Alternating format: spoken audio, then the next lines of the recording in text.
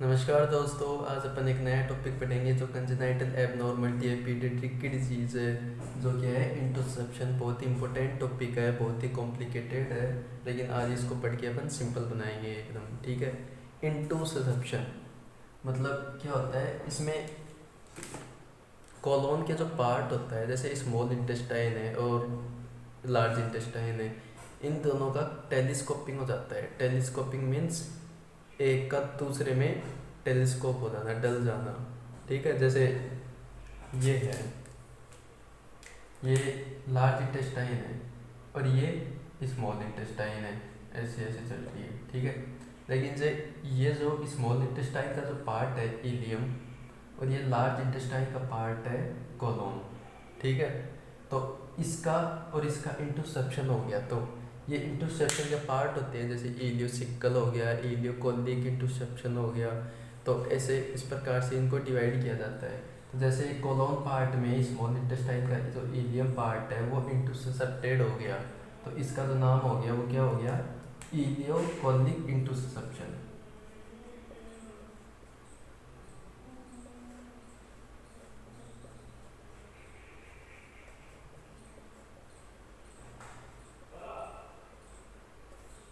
Ileocolic interception हो गया, मतलब समझ गए। इलियोकोलिक इंटरसेप्शन मतलब in small intestine large intestine के पार्ट में टेलीस्कोप हो गई, मतलब टेलीस्कोप मतलब डल जाना। ठीक है। तो इसकी अपन डेफिनेशन देखें तो क्या होगी, telescoping of T telescoping of one part of bowl into another part.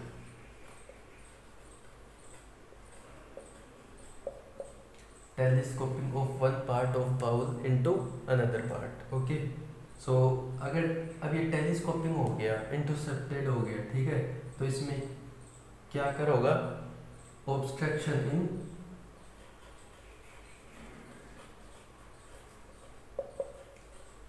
obstruction is passage of intestinal content।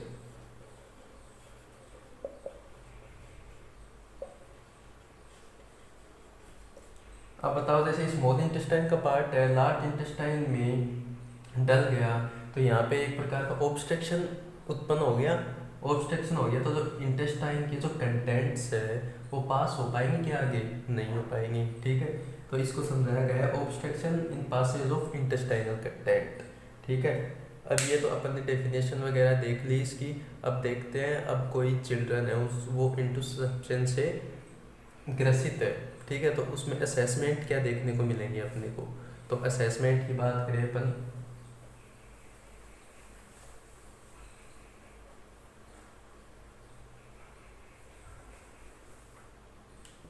Assessment की बात करें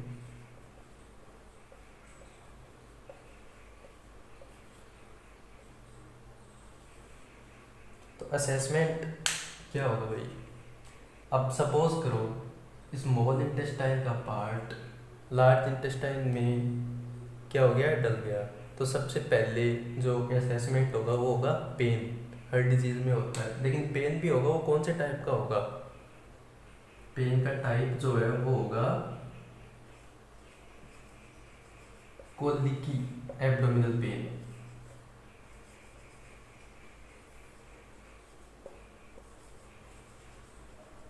कोलिकी एब्डोमिनल पेन होगा। कोलिकी एब्डोमिनल पेन मतलब बहुत ही खतरनाक दर्द होगा, जिसकी वजह से क्या होगा, जो अपने घुटने हैं, नीज,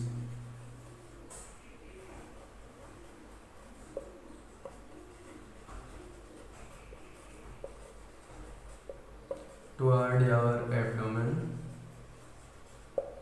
and become in,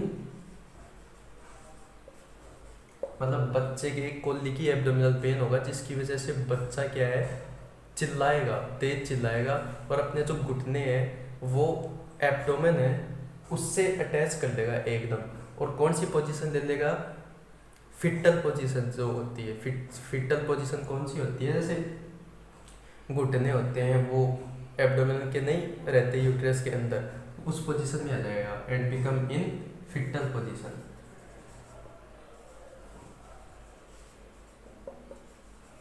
बहुत इंपॉर्टेंट असेसमेंट है, ठीक है। दूसरा जो असेसमेंट अपन करेंगे बच्चे में, पहली तो हो गई कोहली की एब्डोमिनल पेन होगा, ठीक है। अब दूसरी जो असेसमेंट की अपन बात करते हैं,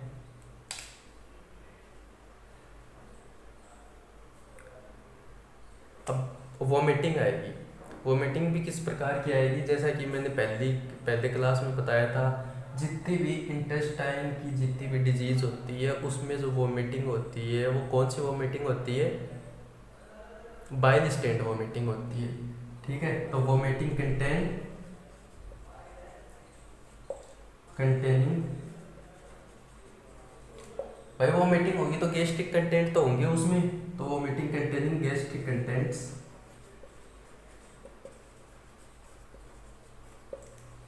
एंड बाइल स्टेंट वॉमिटिंग, मतलब जो वॉमिटिंग जो कंटेंट होगा उसका उसमें बाइल प्रेजेंट होगा, बाइल स्टेंट वॉमिटिंग होगी, ठीक है। ये असेसमेंट, दूसरा असेसमेंट देख लिया। अब तीसरे असेसमेंट की जो बात करते हैं अपन, वो कह रहे क्लासिकल डिजीज का, अरे क्लासिकल साइन होता है, पहले भी बताया था मैंने। तो इसका जो क्लासिकल साइन क्या है, जेली लाइक स्टूल आएगा। जो पहले अपन ने डिजीज पढ़ी थी, कौन सी पढ़ी थी, हिरसटस्प्रंग डिजीज, उसमें क्या था, चिल्ड्रंस में क्या था classical sign, ribbon like stool आएगा, ठीक है, विद फाउल स्मेलिंग। और इसमें जो क्लासिकल साइन हो क्या है, jelly like stool.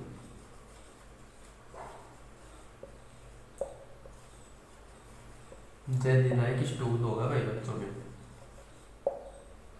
Jelly like stool तो होगा, और उसमें क्या प्रेजेंट होगा, with blood and mucus. Jelly like stool होगा जिसमें ब्लड और म्यूकस दोनों प्रेजेंट होंगे, ठीक है। अब चौथा जो अपन बात करते हैं असेसमेंट की, वो बहुत इंपॉर्टेंट असेसमेंट है। ये असेसमेंट क्या है ना, ऐसे असेसमेंट है जिसको आप असेस करके बता सकते हो बिना डायग्नोसिस के कि बच्चा की इंटुससेप्शन है या और कोई डिजीज़ है। जैसे क्लासिकल साइन होते हैं डिजीज़ के, वो क्लासिकल साइन ऐसे होते हैं कि अगर वो साइन प्रेजेंट है तो आप बिना डायग्नोसिस के बता सकते हो कि जो पेशेंट है वो किससे अफेक्टेड है, इस डिजीज़ से अफेक्टेड है। जैसे इंटुससेप्शन है, बच्चे में इंटुससेप्शन है, एब्डोमिनल कोहली की एब्डोमिनल पेन लाइक हो रहा है, तो आप देख रहे हो कि नी बेंट हो रही है एब्डोमिनल तक, और उसके जो स्टूल जो आ रहा है वो जेली लाइक स्टूल आ रहा है विद ब्लड एंड म्यूकस, तो आप वहीं पे समझ जाओगे कि इंटुससेप्शन से अफेक्टेड है चिल्ड्रन, ठीक है। अब जो चौथा जो अपन बात करेंगे असेसमेंट की, वो क्या है, जो एब्डोमिनल जहाँ पे अफेक्टेड है, जो साइट एब्डोमिनल की जो अफेक्टेड है वहाँ पे क्या होगा, टेंडरनेस होगा। टेंडरनेस क्या होता है, मतलब कोई डिजीज कंडीशन नहीं होती जैसे पेट में दर्द होता है या फिर कुछ भी ऐसी इंजरी हो जाती है जिसपे अपन ऐसे हार्ट टच खुद भी नहीं करते और दूसरे को करने से भी मना करते हैं क्योंकि ऐसे डर लगता है कि दर्द होगा, ठीक है, उसको बोलते हैं टेंडरनेस। तो उस प्रकार का पेन होगा। और दूसरी बात, एक मांस पाया जाता है इसमें इंटरसेप्शन में, सुसाज शेप मांस, सुसाज शेप्ड मास पाया जाएगा इंटरसेप्शन में, ठीक है, एब्डोमिनल पे। मतलब अपन असेस करेंगे तो एक सुसाज शेप्ड मास अपन को प्रेजेंट होगा। ये हो गई असेसमेंट की बात। एक असेसमेंट और होगा भाई, इसमें जो बाउल जो होगी, बाउल की जो साउंड्स होगी, बाउल साउंड्स होती है, वो इंक्रीज मिलेगी या डिक्रीज मिलेगी, दोनों मिल सकती है भाई, कोई भी मिल सकती है, हाइपो एक्टिव और hyper active bowel sounds. Hypo active और हाइपो एक्टिव बाउल साउंड्स दोनों प्रेजेंट हो सकती है, ठीक है। अब नेक्स्ट जो अपना लास्ट जो पार्ट है उसकी अपन बात करते हैं। असेसमेंट यहाँ पे अपना ख़त्म होता है। अब पेशेंट आ गया, चिल्ड्रन आ गया, अपने को पता चल गया इंटरसेप्शन है, डायग्नोस हो गया पूरा, लेकिन वहाँ पे फिर उसके बाद में नर्सेज की क्या रिस्पॉन्सिबिलिटीज़ है, ठीक है, नर्स का क्या काम है, तो अपन इंटरवेंशन की यहाँ पे बात करते हैं।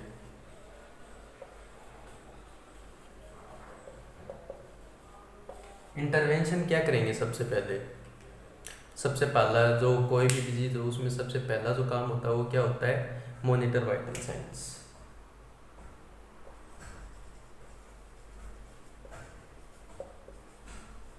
वाइटल साइन चेक करेंगे।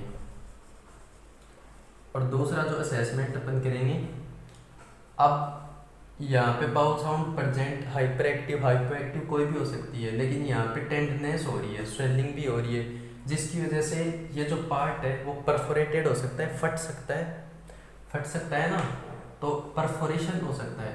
तो अपने को परफोरेशन के साइन पता होने चाहिए कि कोई कॉम्प्लिकेशन तो ना आ जाए। अगर यहाँ पे फट जाएगा ये तो पेरिटोनाइटिस भी हो सकता है, एंटेरोकोलाइटिस भी हो सकता है। तो अपने को सबसे पहले जो डिजीज़ है उसके कॉम्प्लिकेशन से बचाना है। कॉम्प्लिकेशन से कैसे बचाएंगे, अपन को साइन जो है वो असेस करने हैं। Monitor for sign of perforation. Perforation के क्या साइन रहेंगे, परफोरेशन के साइन रहेंगे, देखो अगर बच्चे में परफोरेटेड हो गया, फट गया यहाँ का पार्ट, तो उसमें जो साइन प्रेजेंट होंगे वो क्या होगा, फीवर आएगा। दूसरी बात रेस्पिरेटरी डिस्ट्रेस आएगा।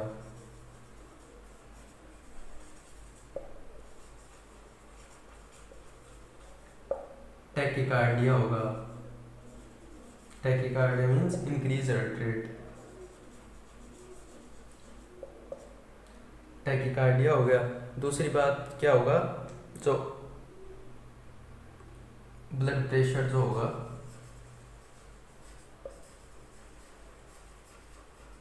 वो इंक्रीज मिलेगा, ठीक है। तो ये हो गया अपने इंटरवेंशन। नेक्स्ट इंटरवेंशन की अपन बात करते हैं।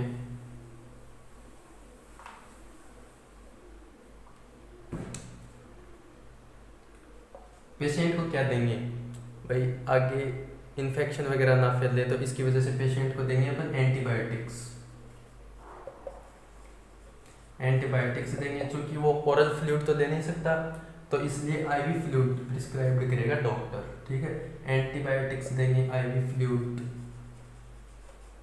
As prescribed by doctor.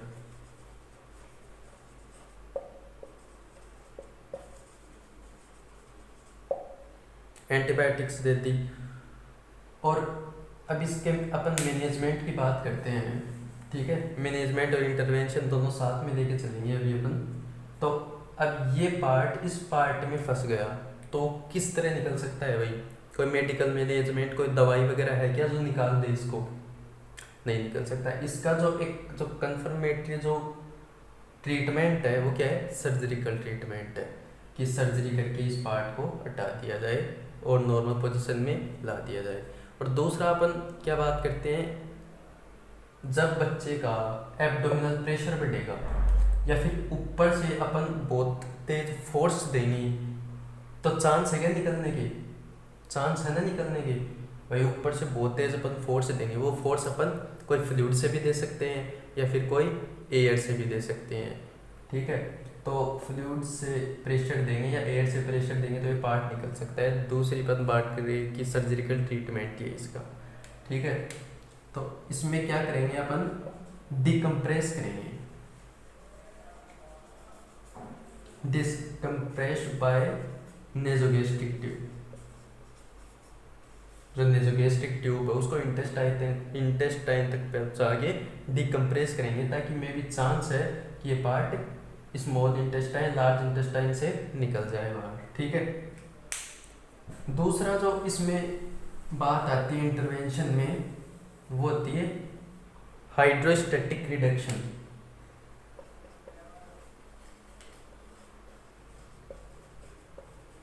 Hydrostatic reduction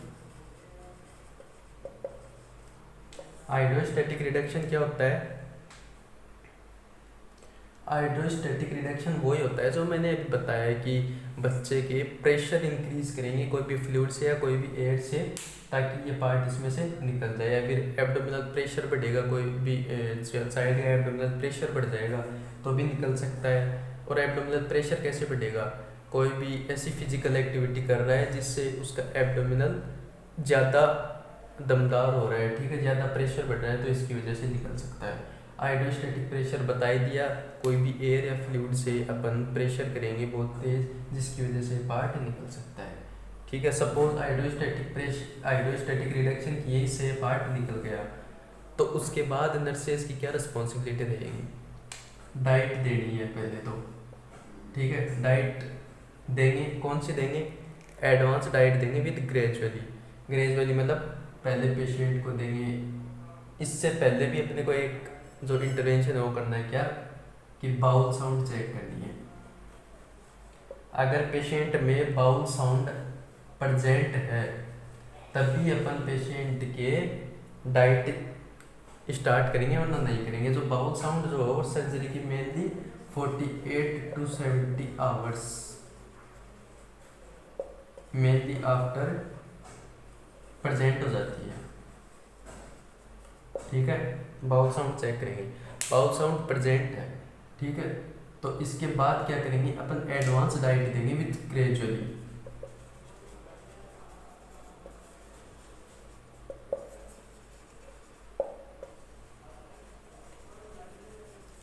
हाँ, इसका मतलब क्या है? एडवांस डाइट देंगे मतलब पहले पेशेंट को लिक्विड डाइट देंगे, बाद में सेमी सॉलिड डाइट देंगे, बाद में सॉलिड डाइट देंगे। इस तरह से डाइट अपन स्टार्ट करेंगे। तो नेक्स्ट जो इसका पार्ट जो आता है, इतना इंटरवेंशन हो गया, ठीक है। अब अपन बात करते हैं मैनेजमेंट की, क्योंकि मैनेजमेंट एक ही है। क्या है?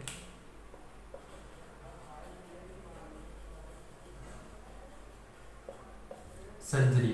कंफर्मेटरी जो मैनेजमेंट है वो है सर्जरी। सर्जरी में लेप्रोस्कोपिक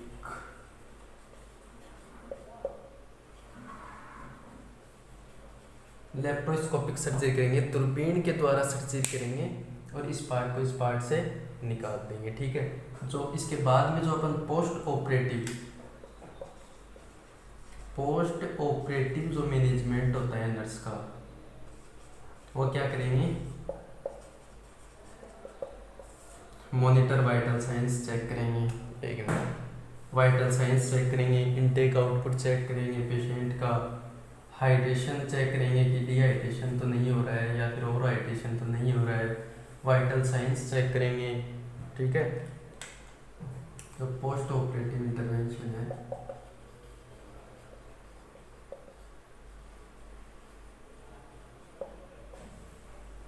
पोस्ट ऑपरेटिव इंटरवेंशन क्या है? Monitor vital science. यहाँ पे स्टार लगा के एक चीज लिखनी है, क्या? Avoid to take temperature by rectal route, okay. Next जो अपन बात करते हैं इसकी, monitor hydration status. Monitor hydration, IV fluid administer, ठीक है। बाद में प्रोवाइड एनाल्जेसिक्स,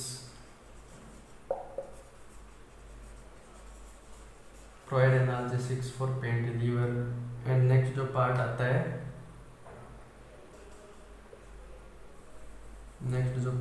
इसका हाइड्रेशन और डिहाइड्रेशन चेक कर ही दिया, ठीक है। तो आज का अपना जो टॉपिक था इंटरसेप्शन, इसके बारे में अपन ने देख लिया है। आशा है कि सबको समझ में आया होगा। धन्यवाद।